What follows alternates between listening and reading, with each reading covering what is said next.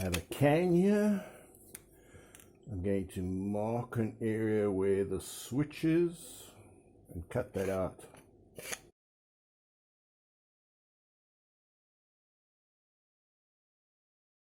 There we go. Next I'm going to mount this can on a long branch so that there's a screw hole there into the branch. The branch goes up like this, attaches to this, and comes down. There's another hole there.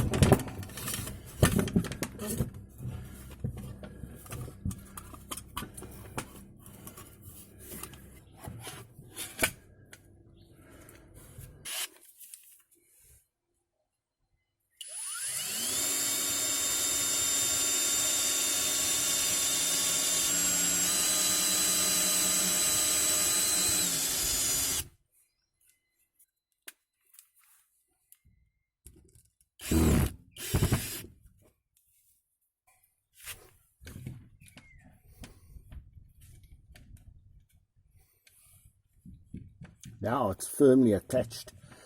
This cannot fall out, can't go anywhere. You can only jiggle slightly in its can and attach to this handle. So now we are in a position to cut high branches. So let's turn this on.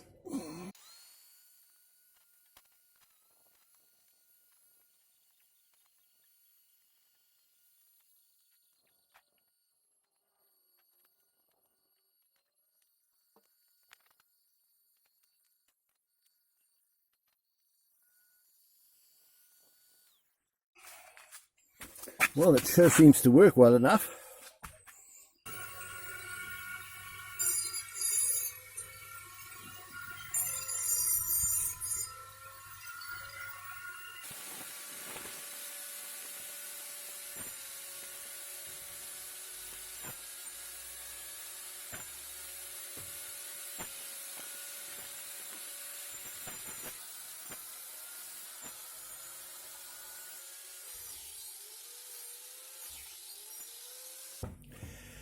I live in an area surrounded by bush, and it's a real fire hazard. So as a hobby and for exercise, I once or twice a week go and we, with a group, hack this alien vegetation that if it caught fire could really burn down the community. And I think there's so many communities like that have got a fire risk. So I was quite happy to discover this, which is an angle grinder with a saw blade, and how well it works, because once you've cut the fire breaks, you're left with a problem of, do you just drag the wood deeper away from the houses? But with this, it's possible to cut the trees and brush up into firewood, which other people will carry away. So I think this is an amazing solution, and obviously mounted on a pole, I was able to prune trees from the neighbors' houses, which I would not be able to reach even on a ladder.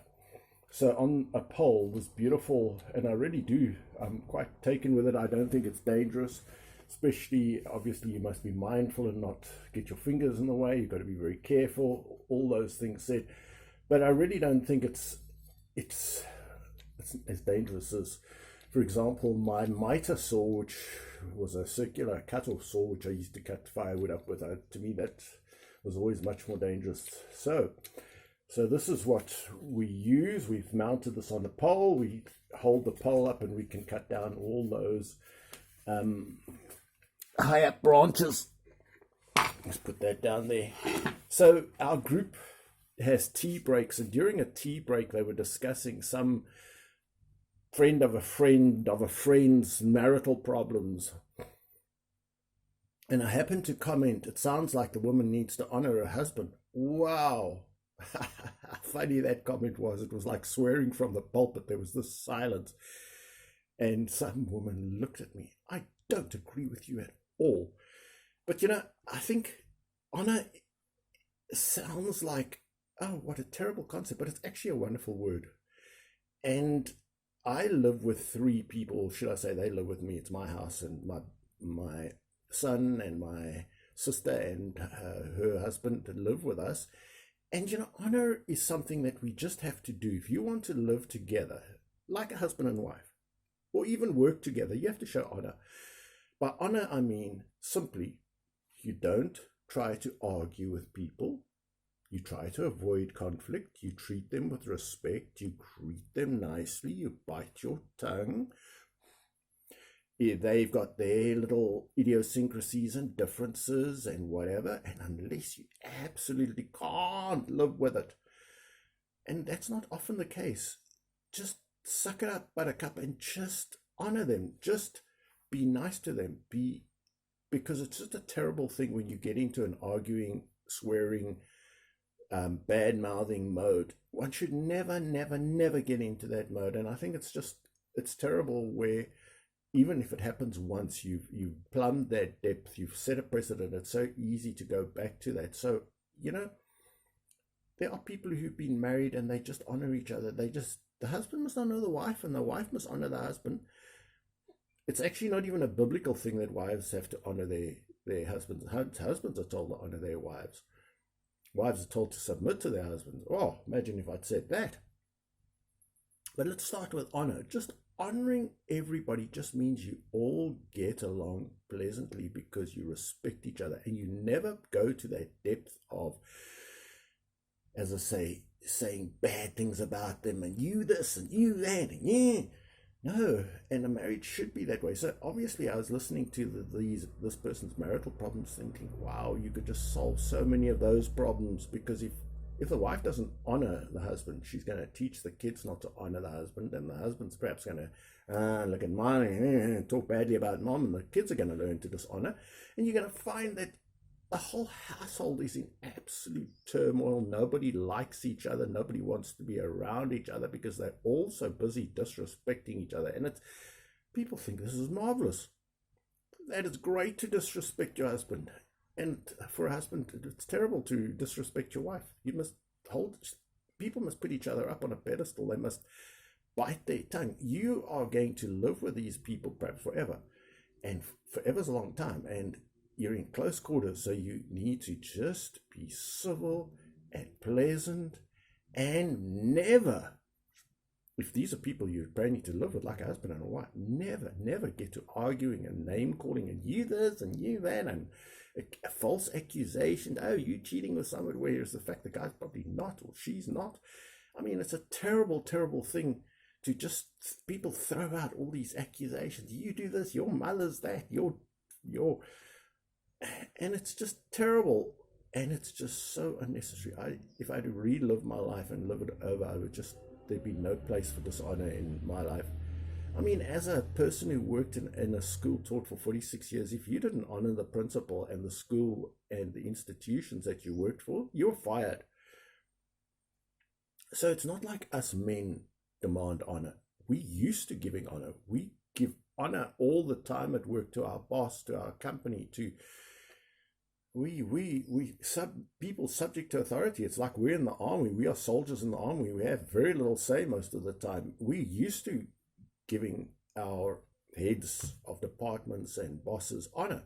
And then you come in a marriage and people think this is crazy that anyone should honor the other, or that the wife, God forbid, should honor her husband. No, man, it's ridiculous. And that's why there's so many problems. That's why people don't get married, shouldn't get married if they're not prepared to honor. If you if you're planning to live with anybody, if it's a flatmate, anybody, and you're not prepared to honor them, wow. And by honor them, I mean just stop, don't try it. Just think, put them on a pedestal, respect them, put them as if they are higher than you, they're better than you, they above you. It's not like they even, you just, there's a mental attitude of respecting the person so that you don't pick a fight with them and you don't start calling them names and you don't start dissing them and disrespecting them. And that is what honor is. I think it's just a wonderful word. I just don't know why the modern society feels it's just, we shouldn't honor anybody. Give honor to whom honor is due. And honor is due to most people by most people. Just honor, even parents can honor their children. They can lift them up. They can respect them. They can treat them well. They needn't. It's a terrible thing even for parents to dishonor their children, to speak badly about them, or to not praise them for where they do well, or to just ignore their good points. Honestly, honor goes upwards to people higher than you, it goes downwards to people below you. Honor goes in all directions and among equals. So I see absolutely nothing wrong with honor. So that I just had to say that.